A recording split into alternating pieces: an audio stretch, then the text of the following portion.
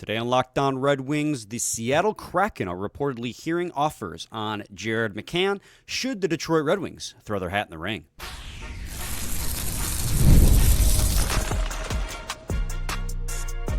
You're Locked On Red Wings, your daily podcast on the Detroit Red Wings. Part of the Locked On Podcast Network, your team every day.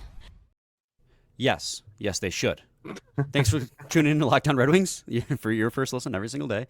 Welcome back to the Locked On Red Wings podcast. We are your hosts, Brian Fisher and Scotty Bentley. And we have another kind of trade hypothetical to do with you guys today. Last week, David Pagnotta from the Fourth Period reported that the Seattle Kraken are listening on Jared McCann. They're not actively shopping him, but they're listening on Ford Jared McCann. 29 years old, 2 more years left at $5 million a year, rather. He led the team, I believe, last season with 61 points, 22 goals in 39 games. Scotty, when it comes to a conversation around Jared McCann, I think the question is less so about should the Red Wings throw their hat in the ring because he's a top 6 forward and they need one of those. So, I mean, it's almost always going to be a yes, even if there's a caveat to it. You know, what about this guy fits the Red Wings' needs?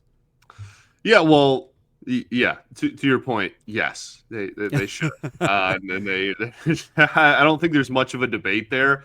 It really is just comes down to, does it fit on paper in terms of, like play style, et cetera? And then obviously cost is the big overarching thing whenever we have any of these conversations. But this is, we were looking before the show. You pointed it out. I didn't even realize he put up a 40-burger at one point, man. A 40-goal season for him in the 22-23 year.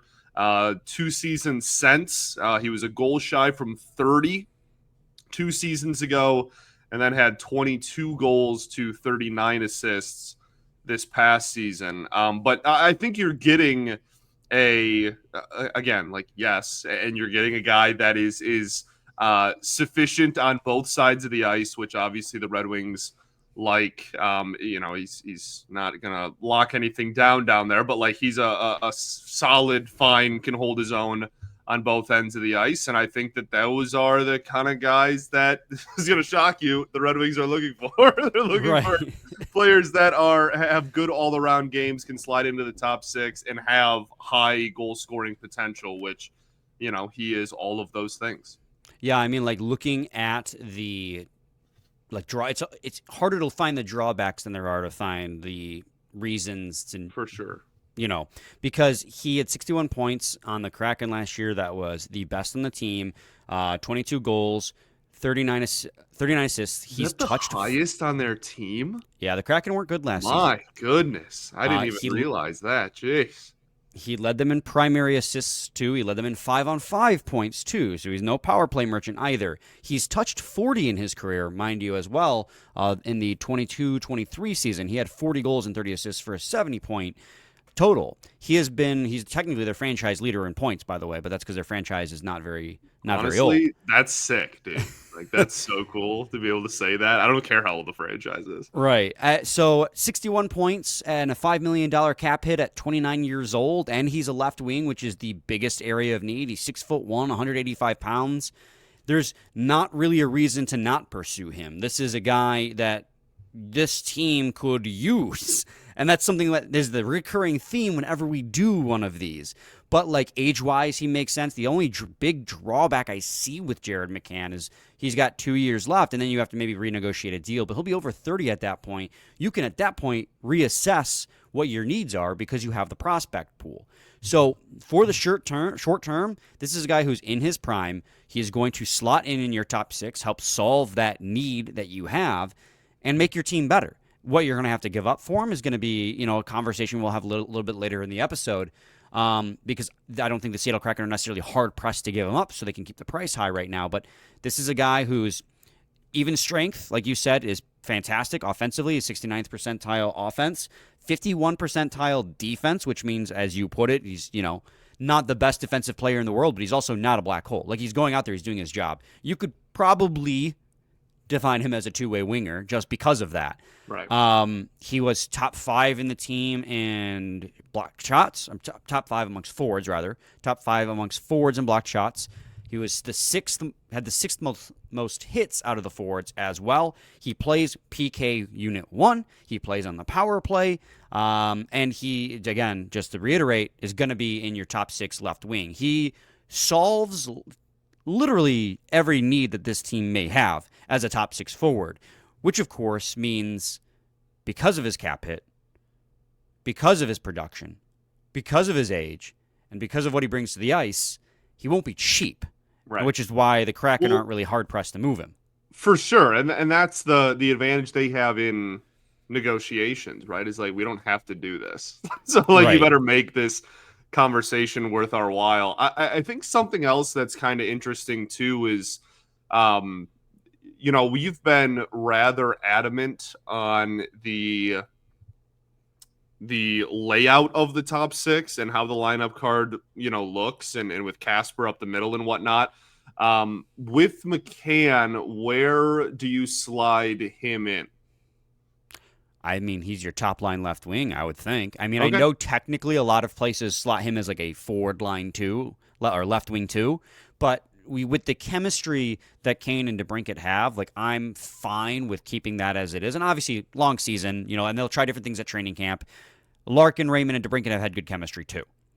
But we know that Kane and DeBrincat have very good chemistry. So it's just one of those situations where you bring him in, okay, well, you have somebody you can plug up there. And plus, I think it's a needle-moving move to bring him in. This is a guy who will literally make your top 6 better, which will literally make the whole team better. He can play on your god-awful PK. He can play on your very good power play. He's going to not be a black hole defensively at 5-on-5. He's going to play with some pace. Actually, I don't know where his percentiles lie when it comes to his overall speed, but he's not flat-footed either. Like, this is a guy that is just, he fits all the needs. And then it just turns the question into, he also doesn't take a lot of penalties either, which is nice. It turns the question into, what is it going to cost to acquire a guy like that? And for that, Scotty, I think we should wait until segment 2. We're going to go to a little bit of an early break because the reasons you do it are just so many. It's so many that they're not even worth, I think, even though we did list them all. But it's they're not worth it, but we did it. So they hopefully are worth it. Again, I think, off-season episode. I think to your point, like he had played when he was younger, like has played a little bit of center at times. So I was thinking, maybe some people think that he's 2C in Casper's top line, whatever. But I agree with you. I think it's kind of a slam dunk that he's your, like he played left side with Seattle. I think it makes a lot of sense for him to just slide into top line left side. That way you keep Kane and Cat together. You keep Casper up the middle. You kind of accomplish everything we want to accomplish. Yeah, I'm just trying to see what his how many face-offs he took. He took a pretty large number of face-offs, but he was did under not win a lot. 50% pretty consistently. But yeah, winger. Yeah. He's around 47, 48% for pretty much his whole career. So, and last season he was under 45%. So. Oh, really? I didn't realize it dipped that low. Yeah. Yeah, so, not great. The left wing. Yeah, there you go. Left wing. This fills that need. There's a drawback. We got one. We found. It's not one. even really like we don't need him to play center. Like it's not got enough of those. But, we're gonna head to first break. When we return, we'll talk about why Seattle might want to part with this player because it's a little confusing to me, as well as what it may take to acquire said player. So stay tuned. Segment 2 of Locked On Red Wings. Summer sports are in full swing, and whether you're all about baseball under the lights, golf on the green, or high-stakes soccer action, FanDuel is the best way to make every game even more exciting. You're already following the action. Why not make it a little more thrilling? With FanDuel, you can get in on the game with your friends while your friends are out getting sunburned on the beach. New to FanDuel, new customers can bet $5 and get $150 in bonus bets if your first bet wins. Open the FanDuel app today or visit FanDuel.com today to get started.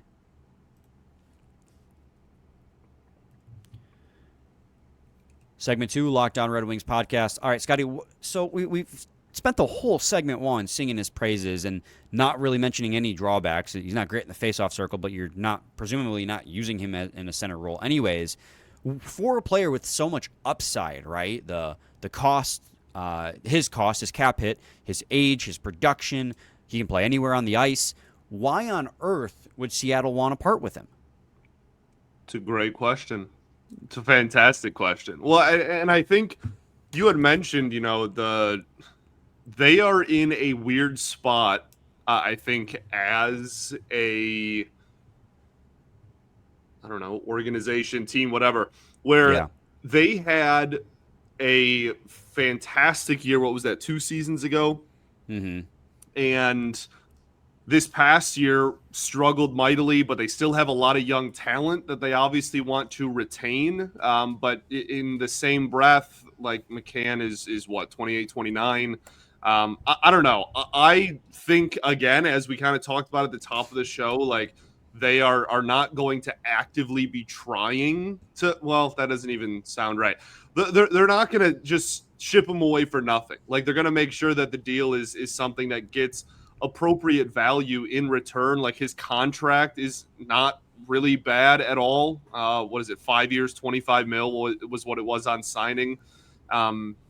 So yeah, dude, what, like a 5 mil cap hit with the cap going up and a guy that is going to be in your top 6? That's nothing, really. Like that's an absolute layup. So I think honestly, this is just them doing due diligence more than anything, and probably seeing, because they had a weak year and they do have kind of a core that's being built of guys that are younger than McCann, if maybe they can offload him and add to that younger, like Beniers aged core there. But I don't know. Like I think that ultimately they're probably going to look around and go, okay, none of these deals are worth not having him on the team. And they're probably just going to eat it. Right, and that's why I find it hard to believe they'll move him during the offseason. Sure. They're a team. Trade deadline makes a lot more sense. You are so right when they're a team that's in a weird spot, because they made the playoffs their second year. That was them in 2023, right, I believe, which was the year that he's got the first year in his extension. He scored 40 goals. Big reason why they made the playoffs. But since then, they've been kind of like the Red Wings, in the mushy middle. They committed a lot last offseason to bringing players in. So it's not like, obviously, they probably missed the playoffs with McCann. They missed them even worse without McCann. Yeah. So it's kind of a decision you have to make, being like, do we see ourselves keeping McCann at the end of his deal? If that answer is no, and you don't see your team as a playoff team, then try to capitalize on his value now and get draft picks, get prospects to help build this team up. But they have, obviously, Matty Beniers is part of their core of the future. Like, him being locked up long term is not a problem. But, you got Chandler Stevenson, who's 31 years old. You got another 5 years of Chandler Stevenson. They signed, Brandon Montour last offseason. He's got 5 years at $7 million, too. So you have a lot of big contracts on the books on players who are over the age of 30 that you kind of are stuck with. So McCann represents their best ability to try and not rebuild, but retool. This is a guy that has a lot of value. Unless they're good. Unless they're good. That's the weird part about, again, like, that's why I think it's such a weird spot. Like, yes, I mean, nothing you said is incorrect. That's all right. But again, like, if they're good, then none of this is a problem. Like, then you're just a good team that has a young core and good veterans to add around it. Which, again, is why you probably wait and see where you're at the trade deadline. Because if you're not good, you sell McCann off, and then you have a lottery ticket to the Gavin McKenna sweepstakes. For sure. Or you wait until next offseason when he's got 1 year left on his deal. So, I mean, granted, he's going to be another year older, and you don't know what kind of season he's going to have. So, like, right now, he had another good season, so there's much to be made there. But then again, like, because of this conversation we're having, trying to basically explain all of the reasons why they may not move him, is why that the asking price for him is going to be so high. because they're not under pressure to move Jared McCann. It's kind of like the Pittsburgh situation. Like Kyle Dubas wants to be a really bad team, but he knows he's got players of value in Pittsburgh. And so he's dying to suck, dude. He's just on the edge of his seat, just absolutely foaming at the mouth for the opportunity to be awful. I mean, if Gavin McKenna's available, I would be too if I was Kyle Dubas' situation. The problem is he's got Sidney Crosby on that team, and Crosby could single-handedly just say no and carry that team to the playoffs, Dude, even in the late 30s. Literally, even at the point in his career that he's at, like he can just decide, like, no, we're not going to have very good odds, actually, and just be Sidney Crosby. Like, yeah, we're going to just barely miss the playoffs, and you're going to say thank you. He, by himself at this point in his career, can make them a 84-point team. So right. So it's one of those situations where you have the ability now to at least wait until the trade deadline and have an astronomically high asking price to see if teams are going to bite on that high asking price. And most teams at the deadline, you will have not only a prized possession just in the sense that like he's a good player, but he won't be a rental, and those always go for such high asking prices. And he's on a great deal, $5 million a year. Dude, that I didn't even realize until we started doing like show prep for it that it was that team friendly of a contract. That is again, especially with the cap going up like it is, that is disgusting. Yeah. It's so funny. Like a year ago, I would have looked at $5 million. Like, oh, it's not. It's a little pricey. Now it's just like it's the new $3 million. It's like whatever. Yeah. Like with the cap going up again next year by another $9 million. Top 6 defensively sound center that has had a 40-goal season before. Like, dude, not even 30. Like that's light work. But because of the fact, Scotty, that they aren't under pressure to be asking for. Or to be just offloading him, the asking price might be like a good prospect in a first. It might be very high, yeah. Especially if they wait till the deadline, right? Like that, and that's your point. Maybe the reason why they don't move him in the offseason because they, feel like maybe they can get more out of teams that are in buy now mode. But yeah, I don't disagree with that at all. I think it's probably going to be a relatively hefty price, and even a price that some people may look at. Okay, he had 60 points and 20 goals last year. Why are we asking like the moon for him kind of thing? And I think that's like that it might just not line up is my point. And that's why I think there's a really good chance they just hold on to him because I'm not sure any team is going to be willing to give up what the Kraken would want for a player in his situation and a team in that situation. And you also have to consider what does he want? Because he's got a 10-team no-trade list, so he has some ability to nix trades. Yeah. Does he want to play more center? He took a lot of face-offs last year, so he played quite a bit of center last year despite the poor face-off percentage. So, like, if he wants to be a center and be in that role, like, okay, the Red Wings have, granted, we can spare a center role for somebody who's productive like him, but, like, you have a lot of options at center. So is this a guy that you'd rather have on your left wing? You want to be able to develop Danielson and Kasper as part of your future too. So there is questions about that fit, but like just hypothetically here, Scotty, right? If the ask is a top prospect and like a 3rd round pick, are you doing that right now for Jared McCann?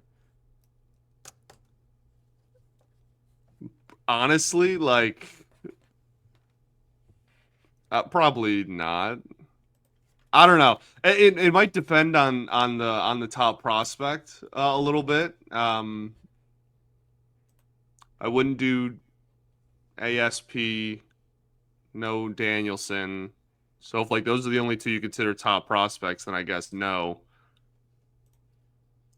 I don't know. I think I probably shy away from that one. Yeah. I think that's a really big ask for a guy who might walk in 2 years. And a lot of it, I think, also depends on like would he be willing to extend? Because that's a guy that looks like right now a 2-year rental. Because that's the biggest drawback is he part of your long-term future? He's like kind of in the Raquel Russ situation. If you want to talk about real drawbacks, where he's kind of a short-term to mid-term solution for your top 6. So unless you can get him to stick around for past that, then is it worth giving up that much future assets? And that's where I, not to talk out of both sides of my mouth. Like I want Steve Yzerman to take a swing, but again, as a friend told me recently, there's a difference between taking a swing and being insane. Not to say, again, I would take Jared McCann in a heartbeat because he's a really nice, well-rounded player. But I'm also thinking long-term about the future of this franchise. And if he's not a part of it, then why waste assets that could be part of that future? Yeah. You definitely, and again, that's really the issue, I'll call it, with the entire situation the Red Wings are in, is they are not in a position to sell the farm for 1-year rentals. So they're trying to go after players that can be long-term pieces of this team. And guess what? Those cost a lot more than rentals. Like, those are the expensive players on the trade market. So you're going to have to give up a hefty price for a lot of these guys that are, in their prime years, in their late 20s, and that you're hoping to get, 3 to 5 years out of. Like that, the teams dealing them aren't stupid, man. Like they're aware of the long-term implications of what they're giving up as well. And that's why we kind of just do this, like, ring around the rosy thing every, time we talk about a trade candidate. It's like, yes, you should. It's also probably going to cost you a lot, and maybe even more than like the player's production. But if you want him for 3 to 5 years, that's the price you got to pay. Yep. We're going to do another break. When we return, we'll talk about a couple of news and notes from around the league. So stay tuned to segment 3 of Locked On Red Wings.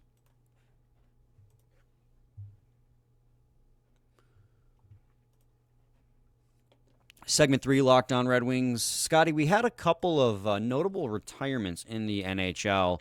No players that ever played with the Red Wings, but I think is worth bringing up as well. Both Yaroslav Halak and Blake Wheeler have called it quits after 2 very impressive careers. Blake Wheeler, obviously having a long-time Winnipeg Jet, most of his career at the Winnipeg Jets before finishing this last 2 seasons ago with the New York Rangers. He did not play this season, but he had several 90-point seasons.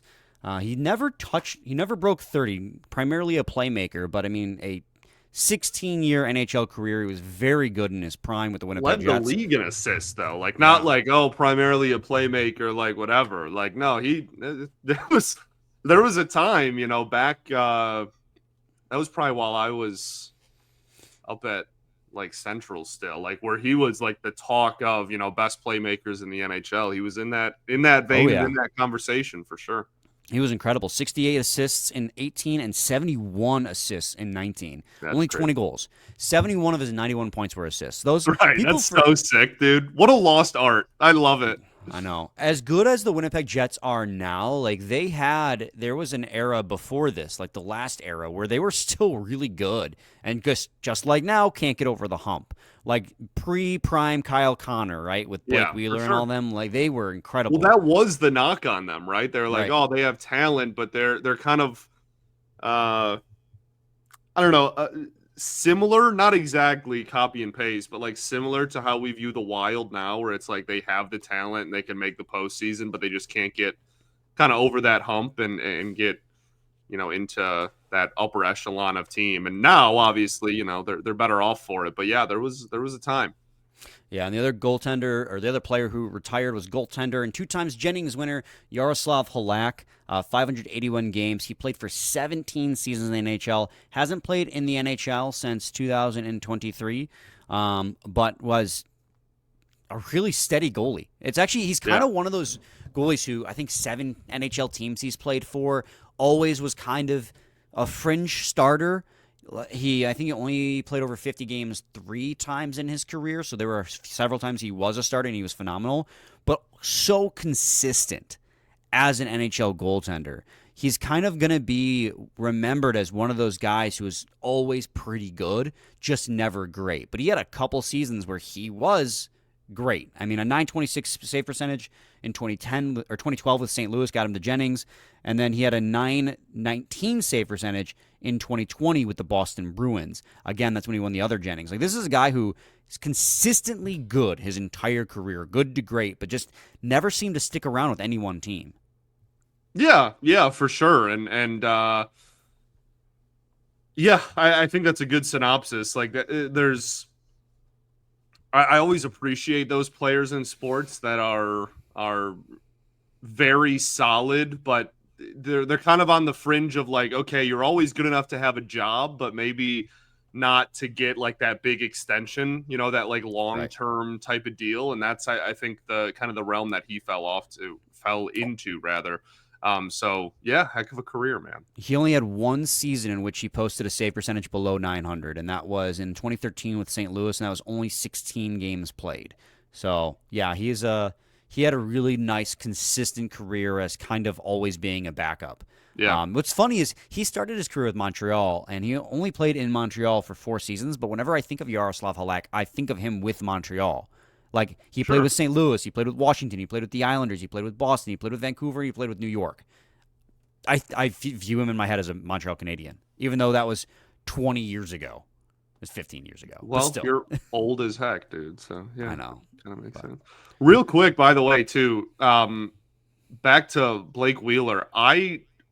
So he is the all-time games played and points leader in Winnipeg Jets / Atlanta Thrashers history. Now, that does not include the OG Jets. So, like, you obviously have some talent from back, like back in the 70s and whatnot that maybe I have no clue. But from the, like, Thrashers in, what was that, 99, 2000, to present day, in that iteration of, this current franchise, he retires as literally the all-time leader in games played and points scored in that franchise. 71 assists in 2019, 68 in 2018. That is just ludicrous. He is 100 assists ahead of the second most in Jets history, although he's only 8 points ahead of second most. You know who's second? You want to take a stab? I'm going to say Kyle Connor. No, he's too young still. Kyle Connor he's not. No, it's not Kyle Connor. No, Let's see where he's still too young. He couldn't have risen that fast. Connor's already 4th. Oh, Jesus. He's so good. He's so Michigan good. Michigan native. Jeez. This is like me playing Puck Doku. Whenever somebody asks me a player who played for a franchise, I just freeze. I'll be real with you. Active and like not even that old. I mean, other side of 30. Like, I'm not trying to make it sound like... So it's not Ehlers because he's not on the team anymore. Right. Oh, my God. This is so embarrassing. It's Scheifele. I don't think it's like that me. Embarrassing. But yeah. It's just embarrassing because I couldn't think of a player. Like, I was like, well, I kept thinking Connor Hellebuck, but like, he's a goalie, so it can't be him. Really impressive. But no, yeah, Scheifele is second all-time in points. Obviously... I mean, him and Wheeler were on a line together, and for a while it was Wheeler's assists to Scheifele's goals. So that kind of makes sense, during that era, that late 2010s era. That was kind of their whole operation. But yeah, it's kind of impressive how Winnipeg was able to be good, retool, and then still be really good. Yeah, and hold on to those guys, right? Yeah, like I guess that's to your point, retool. Like that obviously Wheeler left at the end there, but like Scheifele's still there. They still had Wheeler on through that era. Like, yeah, really, really impressive. Anyway, we've probably talked way too much about the Jets. I just thought that was interesting that he, again, in this current iteration of the Jets, he retires as the all-time leader in a lot of their stats. I think finally, Scotty, is happy belated birthday to the Magic Man, Pavel Datsyuk. Dang right, baby. Dang right. One of the players I actually grew up watching, so because that was my era. I was a little too young to see prime Steve Yzerman, but I got to see prime Datsyuk and Zetterberg. Very much same, obviously, because you're way older than me. You're ancient. So okay, all right. Scotty, any final thoughts? We ball, baby. We do ball. We'll be back with a new episode on Wednesday. Stay tuned for that. Same time, same place. It's your team every day.